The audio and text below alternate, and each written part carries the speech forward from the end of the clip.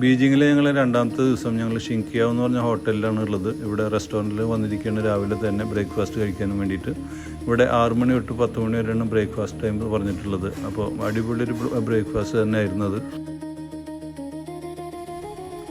ഒരുപാട് വിഭവങ്ങളാണ് ഒരു ഗസ്റ്റുകൾക്ക് വേണ്ടിയിട്ട് ബ്രേക്ക്ഫാസ്റ്റിന് വേണ്ടിയിട്ട് ഒരുക്കിയിട്ടുള്ളത്. ശരിക്കും എടുത്ത് പറയേണ്ട ഒരു കാര്യം തന്നെയായിരുന്നു അത്. നമ്മൾ 3 ദിവസമാണ് ഈ ഹോട്ടലിൽ താമസിച്ചത്. ഈ 3 ദിവസവും വ്യത്യസ്തമായ വിഭവങ്ങളാണ് നമുക്ക് വേണ്ടിയിട്ട് ഇവർ ഒരുക്കിയിട്ടുണ്ടായിരുന്നത്. അങ്ങനെ ബ്രേക്ക്ഫാസ്റ്റ് എല്ലാം കഴിഞ്ഞ് 8 മണിയാകുമ്പോഴേക്കും നമ്മൾ കൊണ്ടുപോകാനുള്ള ബസ് പുറത്ത് റെഡിയായിട്ട് നിൽക്കുന്നുണ്ടായിരുന്നു. നമ്മളിന്ന് രാവിലെ 8 മണി മുതൽ വൈകിട്ട് 6 മണി വരെയുള്ള ടൂർ പ്രോഗ്രാമാണ് പറഞ്ഞിട്ടുള്ളത്. അതിന് നമ്മൾ മെയിനായിട്ട് കാണാൻ പോകുന്നത് ഫോർബിഡൻ സിറ്റിയും അതുപോലെ ടിയാമൻ സ്ക്വയറാണ്. അത് ഇവിടുത്തെ പ്രധാനപ്പെട്ട സ്ഥലങ്ങളാണ്. നമ്മുടെ കൂടെ 10-15 പേരടങ്ങുന്ന ഒരു ടീം തന്നെയുണ്ട്. അത് പല രാജ്യങ്ങളിൽ നിന്നായിട്ട് വന്നിട്ടുള്ള ആളുകളാണ്. അമേരിക്ക, കാനഡ, ഓസ്ട്രേലിയ, അതുപോലെ ജെറുസലേം, മാൾട്ട, അങ്ങനെ പല രാജ്യങ്ങളിൽ നിന്ന് വന്നിട്ടുള്ള ആളുകളാണ് ഇവരൊക്കെ. ഞാൻ നേരത്തെ എൻ്റെ വീഡിയോയിൽ പറഞ്ഞ പോലെ നമ്മൾ ഇങ്ങനെയുള്ള ടൂറുകളൊക്കെ അവിടെയുള്ള ടീമുകളായിട്ട് അവിടെയുള്ള ഗ്രൂപ്പായിട്ട് നമ്മൾ അറേഞ്ച് ചെയ്യുമ്പോൾ ഇങ്ങനെയുള്ള പല ദേശത്തുള്ള ആളുകളായിട്ട് നമുക്ക് ഇടപഴകാനുള്ള ഒരു അവസരം കൂടിയാണത്. അങ്ങനെ നമ്മൾ ടിയാമൻ സ്ക്വയറിലേക്ക് പോകാനും വേണ്ടിയിട്ട് വണ്ടി കുറച്ച് ദൂരെയാണ് പാർക്ക് ചെയ്തിട്ടുള്ളത്. അവിടുന്ന് കുറച്ച് ദൂരം നടക്കാനുണ്ട്. നമുക്കിവിടെ നിന്ന് ഒരുപാട് കുട്ടികളൊക്കെ കാണാം. അവർ ഈ ചൈനയുടെ തന്നെ പല ഭാഗത്തു നിന്നും വരുന്ന കുട്ടികളാണ്. ഗ്രൂപ്പ് ടൂറായിട്ട് സ്കൂളിൽ നിന്നും വരുന്നതാണ്. ഈ ടിയാമൻ സ്ക്വയറും അതുപോലെ ഫോർബിഡൻ സിറ്റിയൊക്കെ കാണാൻ വേണ്ടിയിട്ട് വരുന്ന ഗ്രൂപ്പുകളാണ് ഇവരൊക്കെ.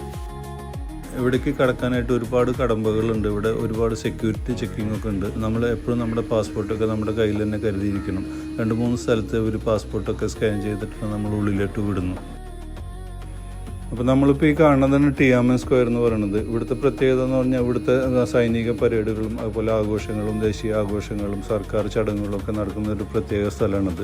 ഏകദേശം 6 ലക്ഷം പേര് ഒരേ സമയം ഉൾക്കൊള്ളാൻ കഴിയുന്ന ഒരു സ്ക്വയറും കൂടെയാണത്. അതുപോലെ തന്നെ നമ്മളൊക്കെ ഞെട്ടിപ്പിക്കുന്ന ഒരു സംഭവം കൂടെ, ഒരു ചരിത്ര സംഭവം കൂടെ അവിടെ നടന്നിട്ടുണ്ട്.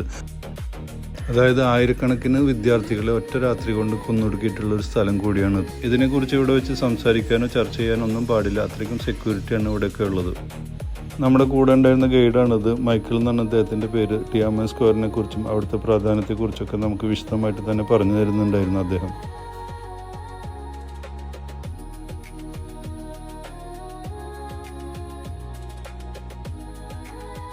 ഇവിടെ ഇതിന് നമുക്ക് ചുറ്റും കാണുന്നത് ഇവിടുത്തെ പ്രധാനപ്പെട്ട ഭരണ കേന്ദ്രങ്ങളാണ്. ഈ കാണുന്നത് പാർലമെൻറ്റാണ്. അതുപോലെ തന്നെ ഇവിടുത്തെ ചൈനയുടെ ഫാദർ എന്നറിയപ്പെടുന്ന മാവോൻ്റെ മോണ്യുമെൻറ്റും കൂടെ നമുക്ക് ഇവിടെ കാണാൻ പറ്റും.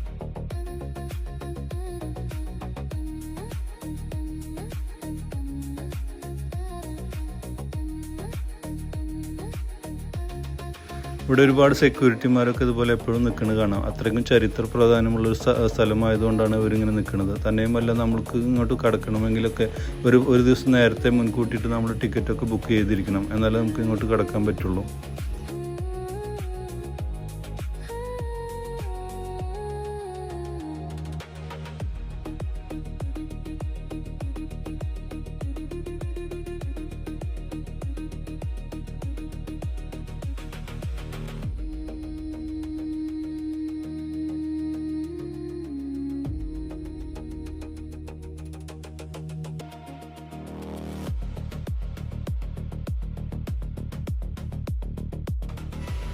അങ്ങനെ ടിയാമൻ സ്ക്വയറൊക്കെ കണ്ട് നമ്മൾ നേരെ ഈ കവാടത്തിലൂടെ കടന്നു ചെന്ന് കാണുന്നതാണ് ഫോർബിഡൻ സിറ്റി എന്ന് പറയുന്നത്. ഫോർബിഡൻ സിറ്റി എന്ന് പറഞ്ഞാൽ ഏകദേശം 600 വർഷങ്ങൾക്ക് മുന്നേ അന്നത്തെ രാജാക്കന്മാർ മിങ് ചിങ് എന്ന് പറഞ്ഞ രാജവംശത്തിൽപ്പെട്ട 24ഓളം രാജകുടുംബങ്ങൾ താമസിച്ചിരുന്ന രാജകൊട്ടാരങ്ങളാണ് ഈ കാണുന്നതൊക്കെ.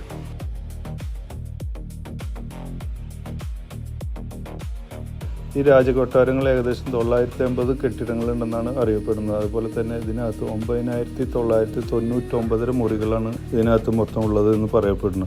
സ്വർഗത്തിൽ വസിക്കുന്ന ചക്രവർത്തിക്ക് മാത്രമേ 10,000 റൂമുകൾ ഉണ്ടാവാൻ പാടുള്ളൂ എന്നാണ് ഇവർ വിശ്വസിക്കപ്പെടുന്നത്. അതുകൊണ്ടാണ് ഇവർ അരമുറി മാത്രം കുറച്ചിട്ട് 9999 റൂമുകളായിട്ട് പണിതിട്ടുള്ളത്. ലോകത്തിലെ തന്നെ ഏറ്റവും വലിയ കൊട്ടാര സമുച്ചയമാണ് ഇവിടെ കാണുന്ന ഫോർബിഡൻ സിറ്റിയും അതുപോലെ ഈ പാലസും ഒക്കെ. അത് നമുക്ക് ഫുള്ളായിട്ട് കണ്ടു തീർക്കണമെങ്കിൽ ഏകദേശം 5-6 മണിക്കൂറൊന്നും പോരാ. അത്രയ്ക്കും ദൂരമുണ്ട് ഇത് കാണാനും വേണ്ടിയിട്ട്. നമ്മളിതൊക്കെ ഒന്ന് ഓടിച്ച് കാണിച്ച് പോകുന്നു മാത്രമേ ഉള്ളൂ.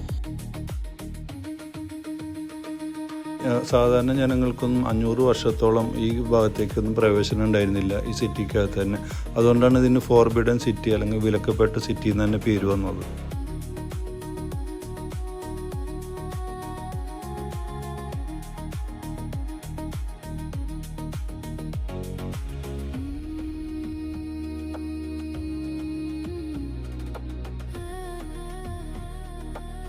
അങ്ങനെ ഫോർബിഡൻ സിറ്റിയും ടിയാമൻ സ്ക്വയറൊക്കെ കണ്ടതിന് ശേഷം നമ്മൾ നേരെ പോയത് നൂറ്റാണ്ടുകൾ പഴക്കമുള്ള ബീജിങ്ങിന്റെ ഹൃദയഭാഗത്ത് സ്ഥിതി ചെയ്യുന്ന ഹുഡോങ് എന്ന് പറഞ്ഞൊരു സിറ്റി കാണാൻ വേണ്ടിയിട്ടാണ്. ഇവിടുത്തെ പ്രത്യേകത എന്ന് പറഞ്ഞാൽ ഇവിടെ എപ്പോഴും പരമ്പരാഗതമായിട്ടുള്ള രീതിയിലുള്ള റിക്ഷയിലാണ് സഞ്ചരിക്കാറ്.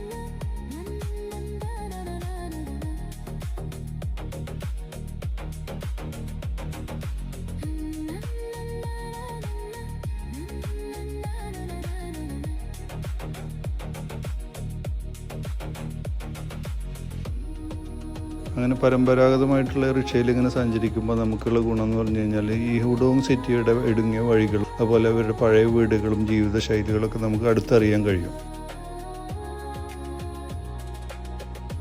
അങ്ങനെ ഫോട്ടോയ്ക്കും വീഡിയോയ്ക്കൊക്കെ പറ്റിയ ഫ്രെയിമുള്ള ഒരു സ്ഥലം തന്നെയായിരുന്നു അത്. നമ്മുടെ കൂടെ വന്നവരൊക്കെ ഇറങ്ങിയിട്ട് പല പോസുകളിൽ നിന്നിട്ട് ഫോട്ടോസൊക്കെ എടുക്കുന്നുണ്ടായിരുന്നു.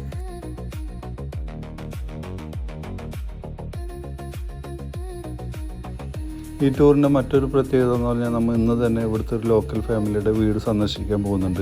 അതിലൂടെ നമുക്ക് ഇവരുടെ ദൈനംദിന ജീവിതം അതുപോലെ സംസ്കാരം, ഭക്ഷണ രീതികൾ അതൊക്കെ നമുക്ക് ഏറ്റവും അടുത്ത് അറിയാൻ കഴിയുന്ന ഒരു സന്ദർഭമാണിത്. മറ്റുള്ള ടൂറിനെ കാട്ടിയൊക്കെ ഒരു വ്യത്യസ്തമായിട്ടാണ് എനിക്കിത് തോന്നിയത്. ഈ കാണുന്നതാണ് ഇവിടുത്തെ ഒരു സാധാരണ കുടുംബം എന്ന് പറയുന്നത്. അവിടെ താമസിക്കുന്ന സ്ത്രീയാണ് അവരുടെ കുടുംബത്തെക്കുറിച്ചും മക്കളെക്കുറിച്ചും അവരുടെ ജീവിതത്തെക്കുറിച്ചൊക്കെ നമുക്ക് വിശദീകരിച്ച് തരുന്നത്. ഇന്നത്തെ വീഡിയോ ഇവിടെ അവസാനിക്കുകയാണ്. ബാക്കി വിശേഷങ്ങളൊക്കെ നമുക്ക് അടുത്ത വീഡിയോയിലൂടെ കാണാം.